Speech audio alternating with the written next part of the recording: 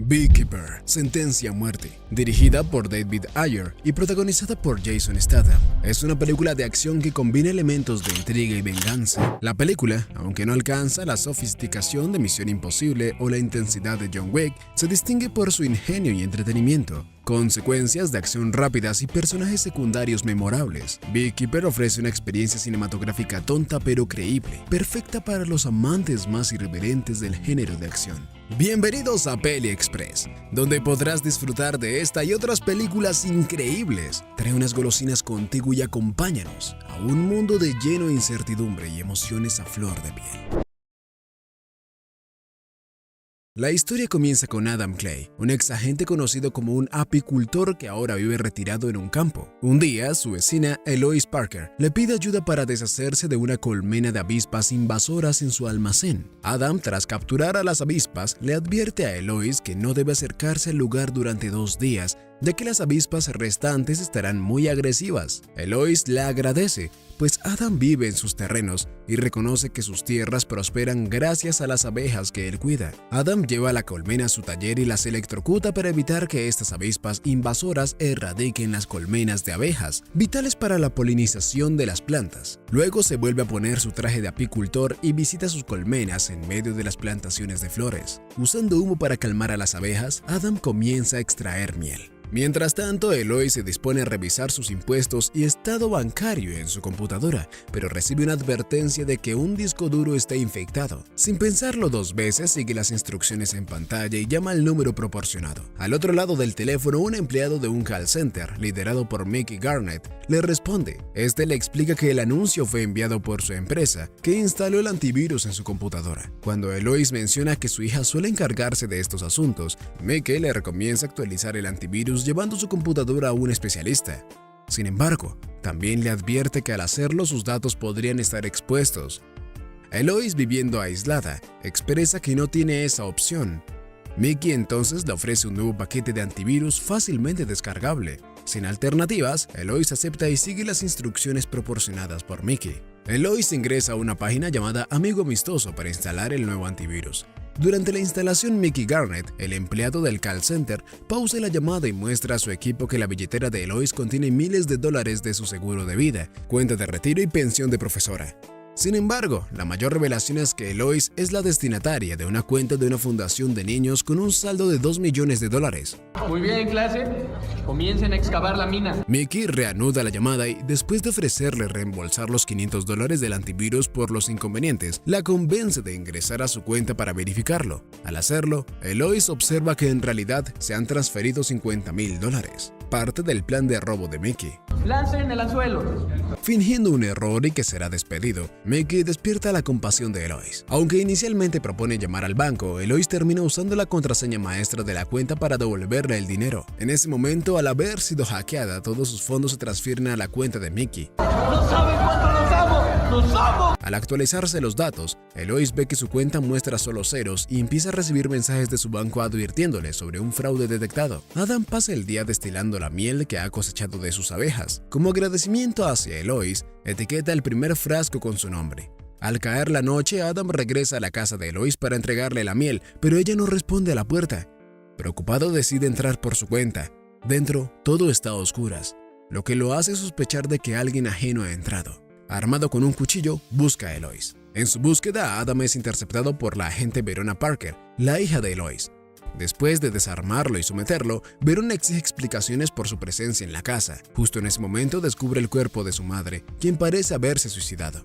La policía llega y confirma la teoría del suicidio, pero Verona se niega a aceptar que su madre, alguien que amaba la vida, se haya quitado su vida y sospecha que Adam está involucrado. Adam explica que Eloise le permite vivir en su granero y que esa noche solo estaba entregándole la miel de sus abejas. A pesar de sus explicaciones, la policía lo lleva a la comisaría como sospechoso. Decidida a descubrir la verdad, Verónica inicia su propia investigación. Su investigación la lleva hasta las colmenas de Adam, donde comprueba que decía la verdad sobre su relación con Eloise y su dedicación a las abejas. Verona regresa a la casa de su madre y descubre que todas sus cuentas bancarias han sido vaciadas.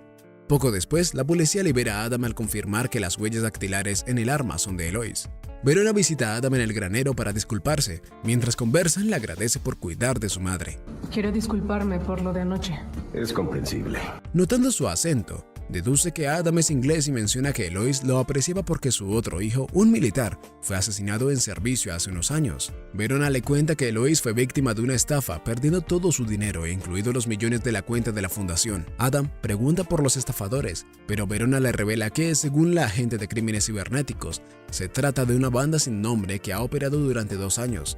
Aunque los identifiquen, un buen abogado podría protegerlos. Con esta información, Adam regresa a su colmena, donde saca un teléfono oculto. Llama a una ex compañera y le pide que localice a los estafadores.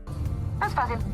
Ni el FBI ha podido atraparlos. Pero Adam confía en las habilidades de los Beekeepers, su antigua organización, más que en los federales. Poco después, su ex compañera le devuelve la llamada, revelándole que ha encontrado el origen de la llamada. Sin embargo, la banda de estafadores tiene varias ubicaciones en todo el mundo. A pesar de esto, Adam no se desanima.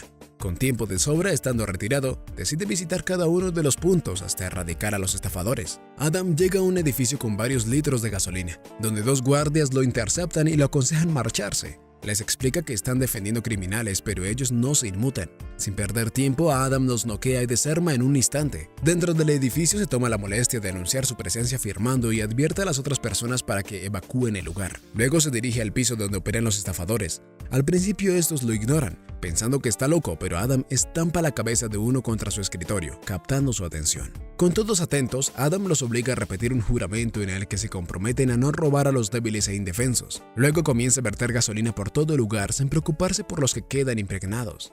Justo en ese momento, Mickey llega con varios guardas de refuerzo.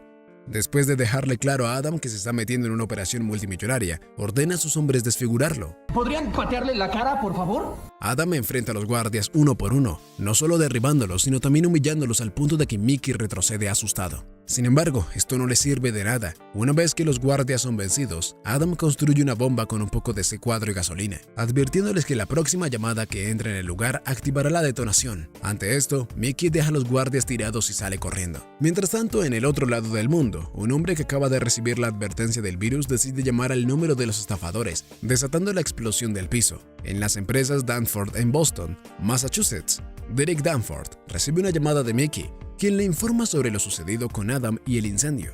Derek exige saber el nombre del atacante, pero Mickey le explica que las cámaras y registros se quemaron en el incendio. Frustrado, Derek decide hablar con Wallace Westfield, un ex jefe de la CIA y actual ejecutivo de la empresa. Insinúa que necesita ayuda para localizar a alguien que se metió con su empresa. Wallace comprende que se trata de algo ilegal y le pide a Derek que no lo involucre en sus negocios. Derek ordena a Mickey que se encargue de ejecutar a Adam, proporcionando acceso al registro de las últimas estafas, creyendo que Adam podría ser una de las víctimas. Al día siguiente, Verónica recibe una llamada de su compañero del FBI, el agente Matt Willey. Le informa sobre el atentado contra los estafadores de su madre. En el lugar de la explosión, Matt le explica que la recepcionista vio a un hombre de unos 40 años con gasolina y que, aunque los guardias fueron golpeados, se niegan a testificar. Mientras tanto, Mickey visita la casa de Lois junto a un grupo de gángsters. Inicialmente no cree que ese sea el lugar correcto, pero pronto descubre a Adam saliendo de su granja de abejas. Antes de seguirlo, decide iniciar su venganza destruyendo las colmenas a balazos. Como un agente con experiencia, Adam comprende que está tras él. Al llegar al granero, activa las máquinas para prepararse. Una vez en el granero, Mickey, amenazándolo con convertirlo en su mucama personal. Le disparan a su silueta, pero la cortina evita que sea alcanzado. Aprovechando la confusión, Adam somete a uno de los gángsters con un destornillador y lo estrangula con una cadena para evitar hacer ruido. Luego se enfrenta a un gángster coreano, rompiéndole los dientes con su propia escopeta antes de quebrarle el cuello. Finalmente atraviesa la garganta del último gángster dejándolo morir asfixiado. Y el último en pie es Mickey, quien dispara desesperadamente en todas las direcciones. Al encontrar los cuerpos de sus compañeros, es interceptado por Adam, quien lo desarma y le amputa los dedos de la mano. Sin embargo, Adam le perdona la vida y se va. Mientras tanto, Verona intenta obtener respuestas de los sobrevivientes del call center, pero se niegan a hablar sin sus abogados. En ese momento, Willey le interrumpe para informarle que la casa de su madre ha sufrido un incendio. Una vez en el lugar, Verona y Willey concluyen que Adam es el responsable tanto del atentado como del incendio. Mickey, tras refugiarse en las afueras de la ciudad, llama a Derek, interrumpiendo su sesión de masaje. Le cuenta que un apicultor le cortó los dedos y mató a sus hombres. Antes de dar más información, Adam llega al lugar. Sin decir una palabra, ata a Mickey a su camioneta y la hace hundir en el mar, arrastrando al estafador hacia las profundidades mientras grita por piedad. Adam utiliza el teléfono de Mickey para hablar con Derek, quien lo recibe con insultos. Ignorándolos, Adam le advierte que debería preparar su funeral, pues pronto lo encontrará. Alarmado, Derek vuelve a pedir ayuda a Wallace, quien, al enterarse de que todas las muertes fueron causadas por un solo hombre y que Adam se llama a sí mismo apicultor, comprende que se trata de un beekeeper. Wallace le deja claro que si un beekeeper lo ha sentenciado a muerte, ni él ni nadie puede ayudarlo. Estoy muy asustado, aterrado, y también deberías. Mientras tanto, en la oficina del FBI en Boston, Verona muestra a Wiley que ha descubierto que los call centers de la empresa eran en realidad hackers y estafadores, y que el desaparecido Mickey tenía lazos con la mafia. Cree que existen muchas oficinas conectadas a una oficina central, y que ahí es donde deben apuntar. Wiley menciona que no logró encontrar más información sobre Adam, solo un acta de nacimiento y un seguro social, casi como si no existiera. En ese momento reciben la alerta de que encontraron el cuerpo de Mickey en la costa. De vuelta con Wallace, recibe una llamada de Jessica Danforth, presidenta de los Estados Unidos y madre de Derek. Jessica, usando su influencia y un toque de seducción, convence a Wallace de proteger a su hijo. Wallace decide contactar al centro de la CIA en Virginia y llama a la directora Howard. Tras recordarle que trabaja para la presidenta, le cuenta que Derek está bajo la mirada de un beekeeper que hasta ahora ha matado a 7 personas. Después de unas llamadas, Howard descubre y le informa a Wallace que Adam se retiró del programa Beekeeper. Wallace, aprovechando esta información, mueve sus hilos y envía al beekeeper actual para ejecutar a Adam. Sin embargo, Wallace se muestra preocupado porque sabe que el beekeeper en servicio es un lunático. Esto se confirma cuando el beekeeper, al ver el nombre de Adam Clay, comenta que será divertido matarlo. Esa noche, mientras Adam pasa por una estación de servicio para cargar combustible, su tranquilidad se interrumpe cuando otro auto lo choca desde atrás. Del vehículo emerge la beekeeper llamada Anisid, armada con una ametralladora. Al acercarse, Adam ya no está a la vista. Pronto llega la policía, pero Anisid les dispara sin contemplaciones. Mientras ella se distrae, Adam aprovecha para fabricar un arma improvisada con una manguera y logra desarmarla. Después de castigarla un poco, la deja levantarse. Anisid empuña una navaja, pero Adam la supera fácilmente de nuevo. Desesperada, Anisid saca una pistola oculta, pero Adam desaparece justo a tiempo. Furiosa, Anisid recurre a un arsenal pesado y comienza a destruir todo a su alrededor con una ametralladora de guerra. Manteniendo la calma, Adam le lanza un frasco de miel, logrando derribarla. Como parte de su marca personal, prende fuego al cuerpo de Anisid y le corta un dedo antes de marcharse, haciendo estallar la estación del servicio. Al enterarse de la muerte de la beekeeper, la Howard informa a Wallace del fracaso. Además, le explica que, ante tal suceso, el resto de los beekeepers han decidido permanecer neutrales, lo que significa que ahora Wallace debe actuar solo. Al día siguiente, Verona y Wiley llegan a lo que queda de la estación del servicio. Tras ver el cuerpo de Anisid y el arma militar, Wiley menciona que, al igual que Adam, ella tampoco existe en la base de datos del FBI. Esto les llama aún más la atención cuando descubren que poseía un libro de apicultura. Wallace, moviendo sus hilos, contrata a un pequeño ejército de mercenarios formados por agentes especiales. Una vez reunidos, les explica que en su pasado como director de la CIA, supo de la existencia de programas secretos, pero con el tiempo descubrió que había programas como los Beekeeper a los que ni siquiera él tenía acceso. Wallace explica que los Beekeepers reciben todos los recursos para actuar bajo su criterio, fuera de la ley, con el único fin de mantener el sistema del país. Ahora el beekeeper retirado está actuando como vengador porque cree que así mejorará el sistema. Al escuchar esto, el líder de los mercenarios Pettis se muestra confiado. Wallace le advierte que un beekeeper los mataría si estuvieran en la misma habitación y que solo tendría una oportunidad si atacan en manada. Mientras tanto, en el cuartel, gracias al libro, Verona aprende que existen abejas que se rebelan y matan a su reina si ésta no produce abejas machos adecuados. Su clase termina cuando reciben la llamada informándoles que el subdirector del FBI vendrá a verlos. Adam, por su parte, continúa con su misión y llega hasta el centro de operaciones de los Anisid, ingresando utilizando su dedo amputado. Una vez ahí, se arma hasta los dientes y utiliza la tecnología del sistema para localizar su próximo objetivo, en 9 Points United en Boston. De nuevo con los agentes, el subdirector Prigg y su abogada se presentan. Verona explica su teoría sobre la conexión de los últimos atentados con Adam Clay, quien creen que pertenece al programa Beekeeper. Menciona que Adam irá tras 9 Points United porque cree que está protegiendo su colmena. Prigg le ofrece a Verona recursos ilimitados y un equipo completo para hacerse cargo. En 9 Points United conocemos a Rico Ansalon, el encargado de esta sucursal de estafadores. Mientras tanto, los uniformes de la FBI, el mando del agente Kim, llegan al lugar. Sin embargo, no llegan lejos, pues Pettis y sus hombres les prohíben el paso, alegando ser la seguridad privada autorizada por el mismo gobernador. Mientras el FBI obedece, Pettis llega hasta Rico y le ordena pagar todo y marcharse. Rico lo insulta, pero siguiendo su consejo llama a Derek.